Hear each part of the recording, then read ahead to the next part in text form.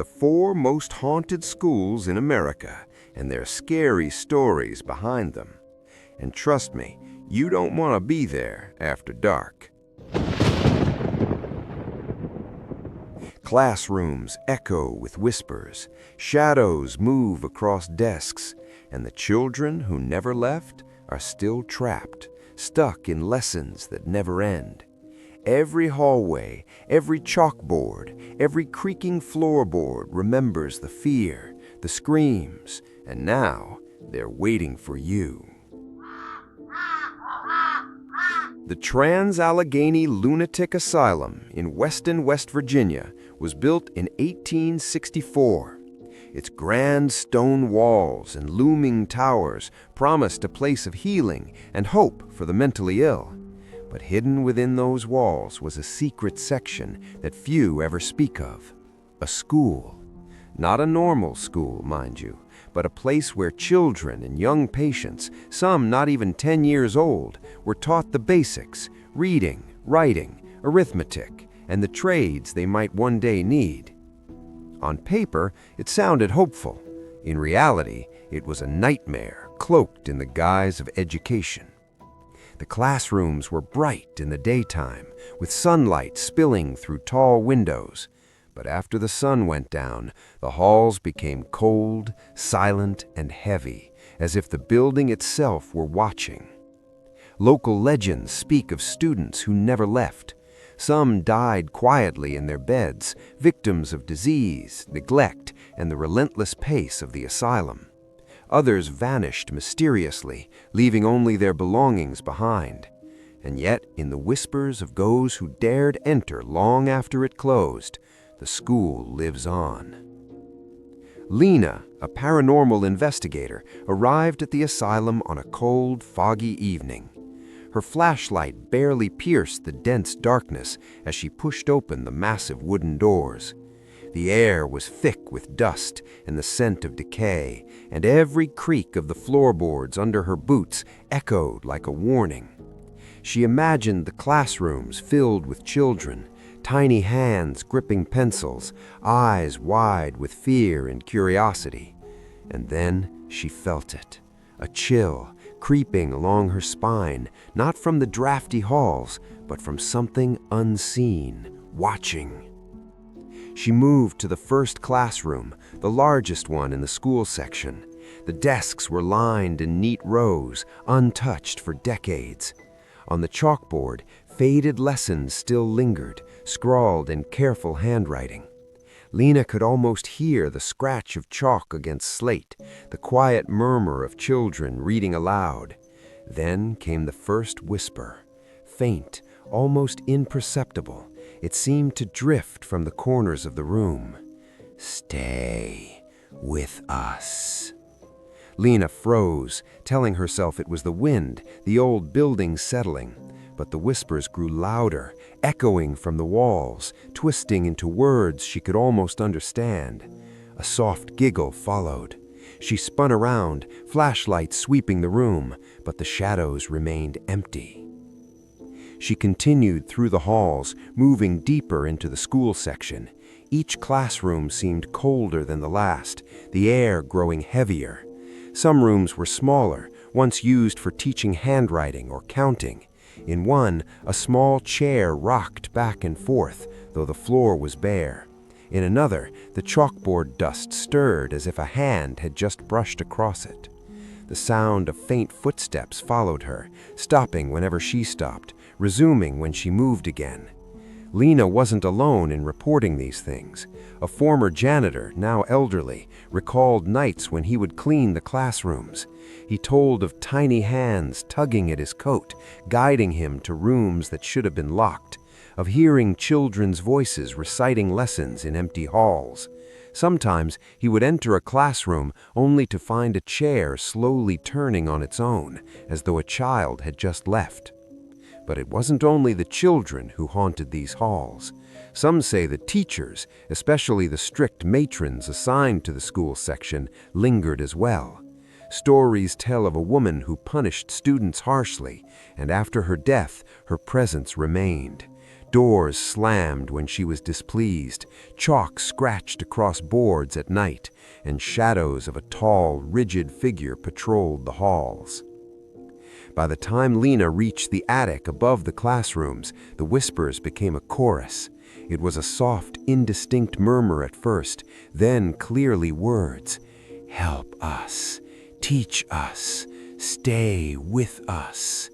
The temperature dropped sharply. Her flashlight flickered. In the corner, a figure appeared, small, hunched, with indistinct features. It scribbled on the air as if invisible chalk was marking invisible lessons.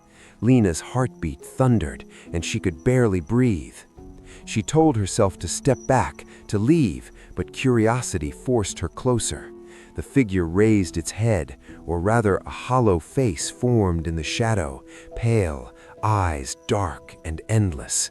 The room felt alive, oppressive, as if the building itself were holding her in place. Then the door slammed behind her with such force it shook the walls. Lena spun, tried the handle, but it wouldn't budge. She remembered the stories of the students trapped forever, reliving lessons they never completed, their spirits caught in a loop of fear and discipline. And now she understood. The asylum, the school, the very walls, they never let their students leave. Not in life, not in death. Suddenly, the room expanded. Whispering voices filled every corner, echoing from the ceilings, walls, and floors. Some voices sounded urgent, crying for help. Others were faint, calm, almost rehearsed, like a class reciting lessons learned long ago. The air was thick with cold, a tangible weight pressing on her chest. Lena felt herself trembling, her own voice lost in the chorus. She forced herself to turn her flashlight again. Desks shifted slightly, as if pushed by unseen hands. The chalkboard, now completely coated in dust, began to reveal words written seemingly by themselves. Learn, stay, never leave. A small chair creaked as though a child had just jumped from it. Shadows flickered, twisting into shapes that were almost human. Hours or maybe minutes passed in a blur. Lena felt the pull of the building, a silent insistence to remain. She thought of the janitor's warnings, the whispers she had heard outside, stories from visitors who reported similar experiences. Every soul who entered the school section risked becoming part of it, caught in the cycle that had claimed countless children before. Finally, with trembling hands, Lena forced the door open. A gust of stale, cold air greeted her, pushing her out into the hallway. The whispers followed, fading, but never gone. Even outside, the asylum's shadow loomed, the windows darkened like watchful eyes. She could feel it observing, waiting for the next curious soul to enter, for the next child to be caught in the endless lessons. Local legends continue to grow. Paranormal investigators swear that some classrooms are forever inhabited by children's spirits, playing lessons in invisible ink, their voices a faint echo of the past. Visitors report cold spots, flickering lights, and the feeling of being followed by small, unseen hands. One former worker claimed that if you close your eyes in the classrooms at night, you might see pale figures seated at desks, writing lessons that never end. The asylum closed decades ago, yet every year people come, drawn by the terrifying stories of a school that never lets its students leave. The building may stand silent and empty in the daylight, but at night the school awakens. Desks shift, chalk writes, whispers grow louder, children's laughter echoes through the stone halls, a chilling reminder that some lessons are never finished, some students never truly leave. As Lena drove away, the fog thick around her car, she could still hear faint whispers trailing down the path behind the asylum. Stay with us forever. The Trans-Allegheny Lunatic Asylum School remains a frozen monument to tragedy, fear, and the spirits of children trapped in lessons they never chose to learn. And somewhere in those cold, empty classrooms, the lesson continues. Before we see the second jewel, drop a comment and let us know where you're watching from. Tell us if there's a haunted school around you. We'd love to hear from you. If you enjoy true haunted stories like this, be sure to like the video, subscribe, turn on the notification bell, and share it with someone who'd love it too. Wampus Elementary in Colorado was a small, unassuming school tucked into the rolling hills of a quiet town. On paper, it was the kind of place parents trusted with their children. Red brick walls, white-trimmed windows, and a playground filled with laughter. But behind its cheerful exterior, darkness lingered, a shadow that stretched far beyond the classrooms and hallways. By the late 1970s, the school had already earned a sinister reputation among locals. Stories circulated about students who vanished mysteriously, one after another, leaving only abandoned backpacks or empty desks behind. Some whispered about a janitor who had gone mad, allegedly harming children, though nothing was ever proven. Whatever the truth, the building itself seemed to have absorbed the fear, echoing it through its halls, whispering secrets that no one wanted to hear. It was on a rainy October evening that Marissa, a paranormal investigator, decided to explore the empty school. Her car crunched along the gravel driveway as fog rolled across the playground. The swings swayed gently in the wind, though no one had touched them. The front doors creaked as she pushed them open, revealing dimly lit halls, the smell of damp wood and dust hanging heavy in the air. The first classroom she entered was frozen in time. Tiny desks sat in perfect rows, pencil marks etched into the tops, lessons half complete on yellowed paper left behind. On the chalkboard, remnants of arithmetic problems had been wiped away unevenly, as if someone had been interrupted mid-lesson. Marissa could almost hear the faint scratching of pencils against paper, the quiet hum of children reading aloud. But there were no children. She stepped further into the hall, and the air grew colder. Her flashlight flickered as a faint sound echoed from down the corridor, a soft giggle, followed by a whisper, almost imperceptible. "Help me." She spun around, the beam of her light cutting through the darkness, but the hall remained empty. Stories told of a young boy who had vanished from his desk one rainy afternoon, never to be seen again. Teachers and students claimed that on stormy nights you could hear the scratching of pencils in the empty classrooms, the rustle of paper, and soft footsteps pacing the halls. Some said the boy still roamed, trapped in the shadows, searching for his missing classmates. Marissa moved carefully, entering the library. Rows of dusty bookshelves stood silent, but there was something off. A faint whispering filled the room, growing louder as she approached the reading corner. The air felt thick, heavy with anticipation. Then she saw it, a small figure crouched by a shelf, face hidden, scribbling furiously on scraps of paper. She blinked, and it vanished. The papers fluttered to the floor, revealing indecipherable writing, looping lines, as if someone or something had been trying to finish lessons left undone decades ago. The janitor's stories warned her. The spirits here were not violent, but relentless. They wanted recognition, to complete what had been started. Sometimes they simply observed visitors, following silently, tugging at shoes or brushing against legs when no one was near. The children wanted witnesses. They wanted someone to see them. In the gymnasium, Marissa experienced the strangest phenomena yet. The basketballs rolled across the floor.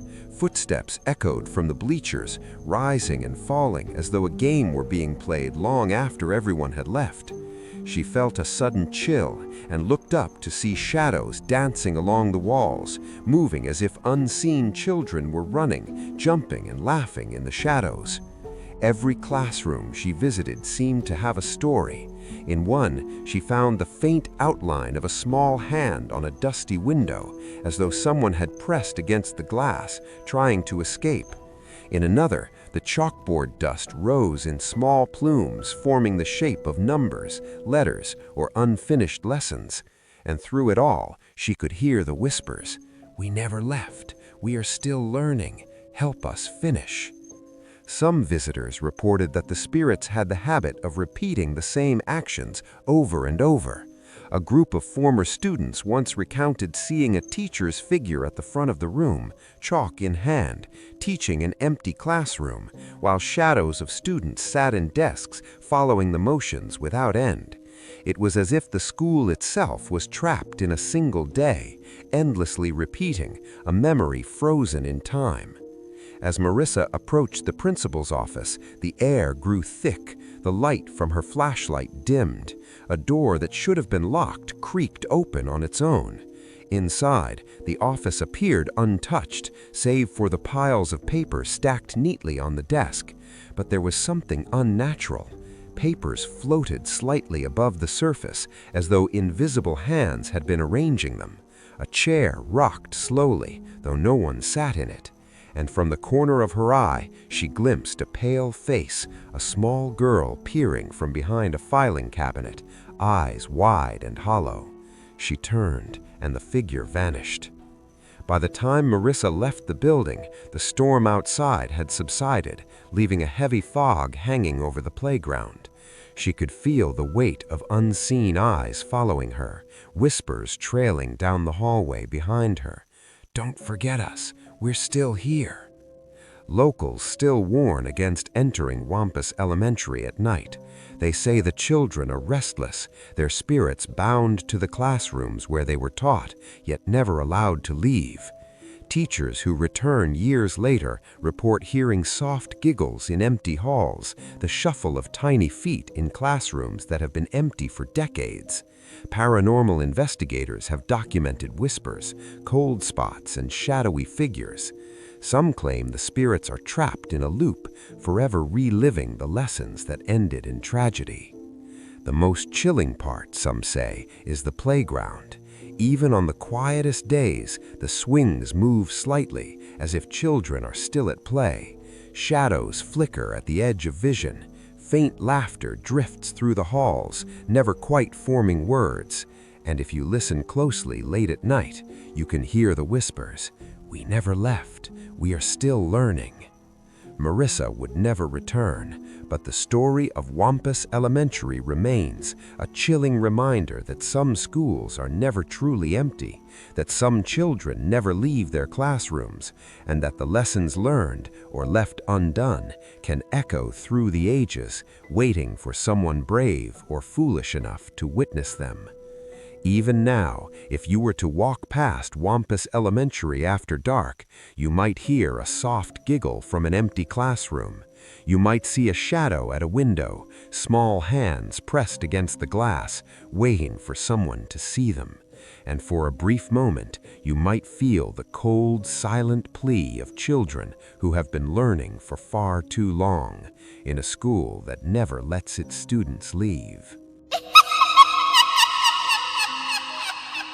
St. Augustine High School in New Orleans is a historic institution founded in the early 1800s.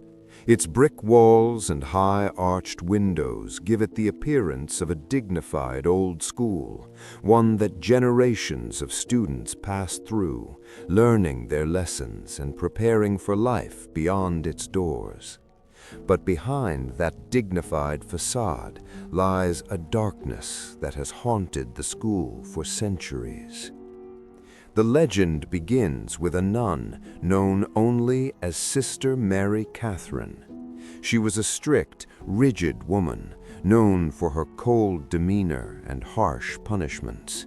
Students whispered about her in the hallways, terrified of making the smallest mistake in her presence. Some said she would follow you from classroom to classroom, silent and patient, waiting for you to falter. In the winter of 1873, Sister Mary Catherine died unexpectedly. The details of her death remain murky. Some say it was illness, others claim it was an accident. But what no one can dispute is that after her death, strange occurrences began to plague the school. Doors slammed shut on their own, footsteps echoed in empty hallways, and a shadowy figure could be seen patrolling the corridors late at night. It was on a humid October evening that Andre, a local paranormal investigator, decided to explore St. Augustine High School. He had heard the stories of Sister Mary Catherine and was eager to witness the phenomena himself. As he stepped through the massive front doors, the air was thick with the scent of old wood and candle wax, as if the building itself had absorbed centuries of fear and discipline. The first classroom he entered was silent, but not empty. A cold draft swept through the room, extinguishing a faint candle he had brought. He noticed the desks were arranged neatly, though dust covered every surface. The chalkboard was clean, yet faint streaks of chalk seemed to appear and disappear as he watched. Andre could almost hear the soft scrape of chalk against the board, a sound so faint it could have been imagined, except it wasn't. As he moved deeper into the hallways, the temperature dropped. Andre's breath fogged in the dim light, and shadows seemed to stretch unnaturally along the walls. From behind a classroom door came the faint sound of footsteps, moving in a pattern that felt deliberate, almost rehearsed. He stepped cautiously into the room and found it empty, save for the desks and a single chair rocking gently. Then he heard a voice, soft and cold, calling his name. Andre, Andre. He froze. The air felt heavy, pressing in from all sides. A sudden flicker of movement caught his eye. A figure in a nun's habit, pale and hollow-eyed, standing near the chalkboard. Her presence was commanding, chilling, as if she had never truly left the world of the living. Andre tried to speak, but his voice caught in his throat. The figure raised a finger, pointing to the empty desks. In an instant, the room transformed in his vision. He saw the students of centuries past, seated rigidly, hands folded, eyes wide with fear. Sister Mary Catherine walked between the rows, correcting mistakes, her face a mask of stern perfection. The children trembled, and Andre felt the weight of their fear pressing down on him, suffocating and intense. According to local legend, Sister Mary Catherine never left because she could not accept the imperfection of her students, or perhaps she was bound by the rigid discipline she demanded in life. Teachers and students throughout the 20th century have reported similar encounters. Some claim to hear whispers in the middle of the night, footsteps echoing in empty corridors, and doors slamming as if by an unseen hand. One janitor who worked at the school in the 1960s claimed he would often find desks and chairs moved into positions that were impossible for a single person to arrange. He said he would hear faint recitations of lessons being taught long ago, sometimes even in Latin, the sound echoing eerily in empty classrooms. The most chilling aspect of St. Augustine High School is that the spirit of Sister Mary Catherine seems bound to the building itself. She appears at night, patrolling the halls, her presence a reminder of the strict discipline she demanded in life. The students she once taught may be gone, but their echoes remain, the faint scratching of pencils, whispers from unseen corners, and cold spots where no living person should stand. Andre left the building as the first hints of dawn broke over New Orleans. The school stood silent once again, its brick walls glowing in the early morning light. But he could feel it, the weight of centuries of fear, the presence of Sister Mary Catherine, still watching, still waiting for anyone who dared to enter. To this day, those who walk the halls of St. Augustine High School after hours tell of strange occurrences, footsteps in empty classrooms, doors opening and closing without cause, and shadows gliding silently along the walls. Some have reported seeing a nun, pale and stern, drifting silently between the desks. And if you listen closely, you might hear the faint voice of Sister Mary Catherine calling your name, reminding you that in her school the lessons never end and the students never truly leave. Even on the quietest nights, the air feels heavy, charged with the presence of those who once lived and learned there. Visitors are warned, do not linger, do not speak aloud, and never, ever attempt to correct the lesson. For in the halls of St. Augustine High School, the nun who never left continues to teach, her eyes watching, her judgment unwavering, and her students, living or not, forever bound to her lesson plan. McKeesport High School in Pennsylvania was once the pride of its small industrial town. Students filled the hallways with laughter, sneakers squeaked across polished floors, and the gymnasium echoed with cheers from basketball games and pep rallies. But behind the school's ordinary appearance, a tragedy lingered, one that would stain the hallways forever. The story begins in the early 1960s. A young student, Daniel, was an avid basketball player. One afternoon, during practice in the gymnasium, an accident occurred. The bleachers collapsed and Daniel fell, hitting his head in a way that would claim his life instantly. The entire school was devastated.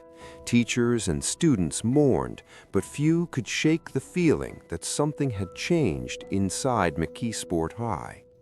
From that day onward, strange incidents began to be reported in the gym and surrounding hallways. Basketballs would roll across empty courts, lockers would open and close on their own, and faint laughter echoed where no one stood. Some students claimed that Daniel's ghost remained, replaying the accident over and over, unable to leave the moment that took his life. It was on a rainy November evening that Thomas, a paranormal investigator, arrived at the school. The wind rattled the windows, carrying the scent of damp wood and old gym mats. His flashlight pierced the darkness, revealing the once bright halls now muted with dust and shadow. The gym doors loomed ahead, slightly ajar, inviting him into the heart of the haunting. As he stepped inside, the air grew colder, heavy with the weight of unseen presence. The polished floors reflected the dim light, and in the stillness, Thomas could hear faint echoes of bouncing basketballs, at first distant, then steadily closer. He froze, listening. The sound stopped as abruptly as it began. A chill ran down his spine. Thomas moved toward the court. Empty bleachers lined the walls, shadows stretching unnaturally. A basketball rolled toward him slowly, stopping at his feet. He kicked it back, half expecting someone to retrieve it, but the court remained empty. Then came the whispers, soft at first, a mixture of voices calling a single name. Daniel, Daniel. The gymnasium, once a place of energy and life, had become a stage for the repetition of that fatal moment. Thomas watched as shadows seemed to move across the floor, forming the shapes of children running, jumping, and practicing basketball. He could see faint outlines of players, faces pale and indistinct, repeating the motions endlessly. But it wasn't only the gym that was haunted. Hallways leading to classrooms echoed with footsteps at night. Lockers opened and closed on their own, sometimes revealing scraps of paper with homework half completed. Teachers reported hearing their names called when no one was present. And in one particular corridor, the echoes of Daniel's final moments could still be felt. The faint sound of a fall, the sharp gasp, and a sudden silence that lingered long after. Paranormal enthusiasts have documented similar experiences over the years. One former janitor described feeling a presence following him through the gym, small hands brushing against his back. On nights when the school was empty, the sound of basketballs bouncing on the floor would fill the halls, accompanied by whispers of encouragement and laughter, as if a ghostly team still practiced in secret. Thomas decided to spend the night in the gymnasium, setting up recording equipment. As darkness deepened, the temperature dropped sharply. The basketballs began to roll again, bouncing across the court in irregular patterns. Then came the shadows. Figures, faint and translucent, moved along the edges of the gym, mimicking the movements of players from decades past. One shadow, more distinct than the others, approached the center of the court. Thomas felt a cold pressure against his chest. He turned slowly, and there it was, Daniel's figure, young and pale, eyes wide with fear, replaying the accident that had ended his life. The figure moved in slow motion, falling toward the gym floor, then rising again, trapped in a cycle of pain and confusion. The whispers grew louder, voices overlapping. "Help me, don't forget me, play with us." The experience left Thomas shaken. He left the gym as dawn began to break, but the memory lingered. The echo of bouncing basketballs, the feeling of being watched, and the knowledge that Daniel and others had never truly left. McKeesport High School's gymnasium had become more than a place of practice. It had become a time capsule of tragedy, a space where spirits replayed the events that bound them to the world of the living. Students and staff over the years have continued to report strange occurrences. Some claim to see faint figures in the gym at night, shadows stretching across the floor. Others hear the soft bounce of basketballs in empty courts, followed by whispers of encouragement or warning. Even in modern times, when renovations attempt to erase the past, the hauntings persist, proof that some memories, some tragedies refuse to fade. The most chilling phenomenon is the repetition of the accident itself. Paranormal experts believe Daniel's spirit is stuck in a loop, forever replaying the final moments of his life.